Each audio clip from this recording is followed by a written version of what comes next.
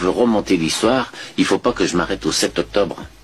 Il ne faut pas que je m'arrête à 1967. Il ne faut pas que je m'arrête à 1948. Il faut que j'aille à 1917 avec la déclaration de Balfour. Vu que la déclaration de Balfour, vous savez que Balfour c'était le ministre des Affaires étrangères, il s'est entendu que M. Rothschild, qui était un groupe sioniste, qui n'avait aucune capacité d'État quelconque, et à l'époque la Palestine était une province de l'Empire ottoman. Donc c'était vraiment un acte d'impérialisme pur. Et ils décident entre eux de dire qu'on va créer un État de juifs en Palestine. Alors ils disent pas État parce que ça aurait fait trop gros, alors ils disent foyer national. Bon, mais c'est exactement la même chose et c'est ce qu'ils voulaient depuis le premier jour. Alors quand on fait cette déclaration en disant je veux créer un État juif en Palestine, évidemment le sang n'a pas coulé ce jour-là.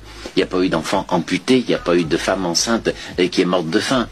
Mais vous avez la base de tout, c'est-à-dire que vous niez la réalité d'un peuple, vu que en Palestine, eh bien, il y avait le peuple palestinien, qui était un peuple qui vivait sur tout le territoire, avec des zones d'habitation de partout, de la mer au Jourdain. C'est un peuple d'agriculteurs, un peuple de commerçants, centré autour de Jérusalem. Il ne demandait rien à personne, mais il existait en tant que peuple. Et tout d'un coup, quelqu'un vient en disant « Je suis plus fort que toi, et je te néglige en tant que peuple, tu vas me donner cette terre ». Voilà.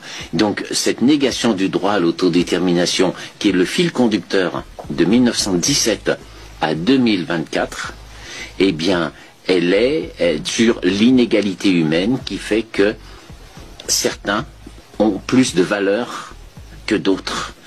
Et vu que j'ai plus de valeur que d'autres, eh bien, je peux m'imposer en disant je prends cette terre et toi tu vas partir. Voilà. Donc la Nakba était dans cette logique où il y a eu, faut bien rappeler la Nakba parce que la Nakba, c'est donc c'est qui a été en même temps que la déclaration de création de l'État d'Israël, qui, je rappelle, n'est pas du tout un vote de l'ONU. Hein. Le vote de l'ONU était de novembre 47, et c'était pas un vote décisoire, c'était simplement une opinion, une recommandation.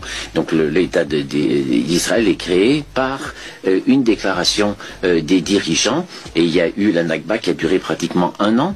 6 mois avant, 6 mois après, avec 700 000 personnes qui ont quitté leur maison, et ces 700 000 personnes représentaient 90% de la population arabe qui se trouvait dans le nouveau territoire de l'État sioniste. Bon, donc c'est un nettoyage ethnique qui est d'une ampleur absolument considérable. 90% de la population a été chassée, voilà.